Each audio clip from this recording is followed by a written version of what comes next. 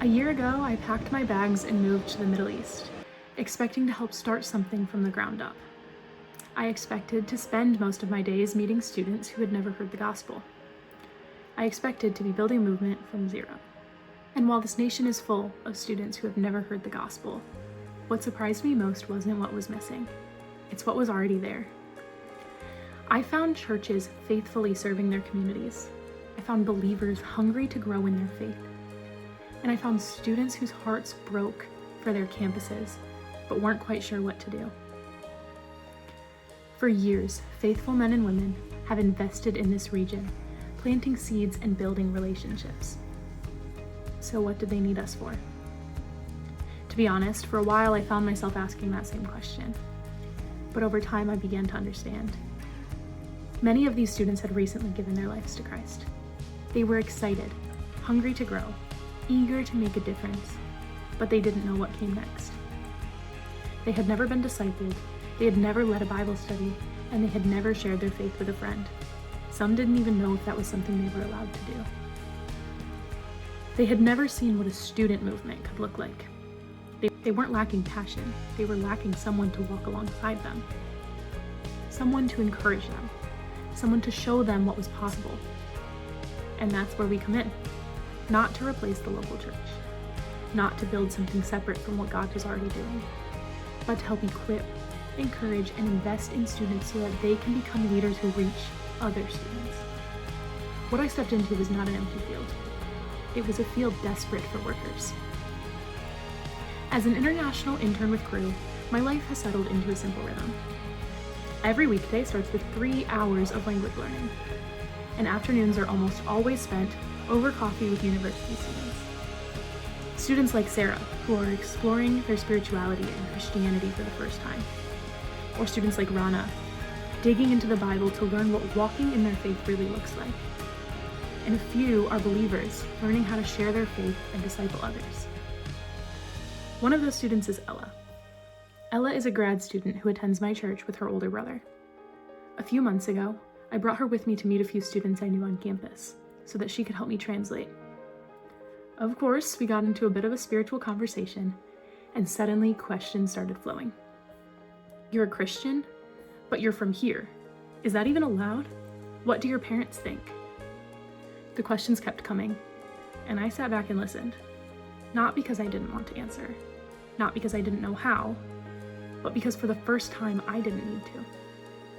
Ella answered every question with honesty, confidence, and grace. She shared her own story in her own language. She explained what she believed, and she wasn't talking to me. She was talking to her peers. Later, as we were walking away, she looked at me and she said, "That was the first time I've shared my faith with someone who isn't a believer." And in that moment, I was reminded why I'm here. Because the goal wasn't simply for me to share the gospel. The goal was to raise up students, like Ella, students who can confidently share their faith, disciple others, and reach their own campuses in a way that I never could. That's how movements grow, one student at a time. For the first time in over a decade, we're beginning to see momentum among students. Not because of me and not because of our team, but because God has been faithfully working through our local believers for years. But for the first time, we're beginning to see students realize that they don't have to wait for someone else to reach their campuses. God can use them. We're seeing students take ownership of their faith. We're seeing students share the gospel with their friends. We're seeing students ask how they can lead Bible studies, how they can disciple others, and how they can make an impact on their universities. So that's why I'm going back. Not because the work is finished, but because it feels like it's just beginning. A year ago, I thought I was coming to help start something from nothing. And instead, I found students who were ready to grow, ready to lead, and ready to reach others if someone could invest in them. We do not have a self-sustaining student movement yet, but for the first time in years, we can see what might become. And I believe this moment matters. I believe that students being discipled today will become the leaders reaching their campuses tomorrow.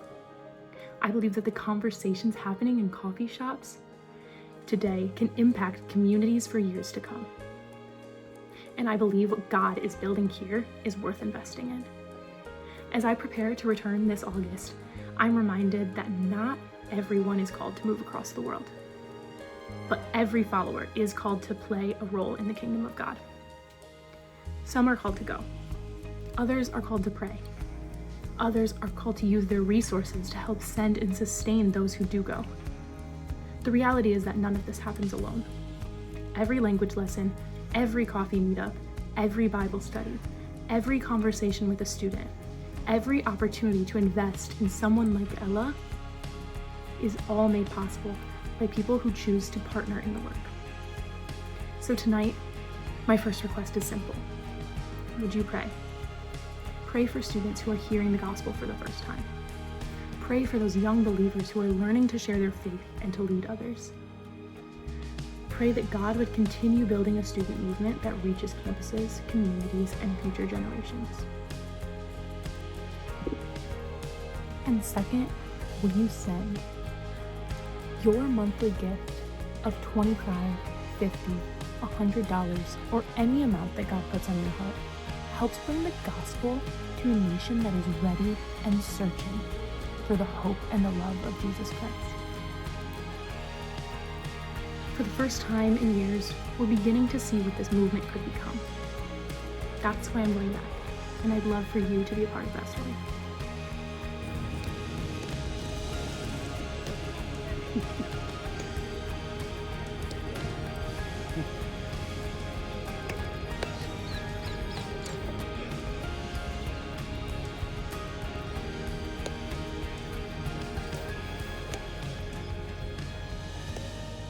I'm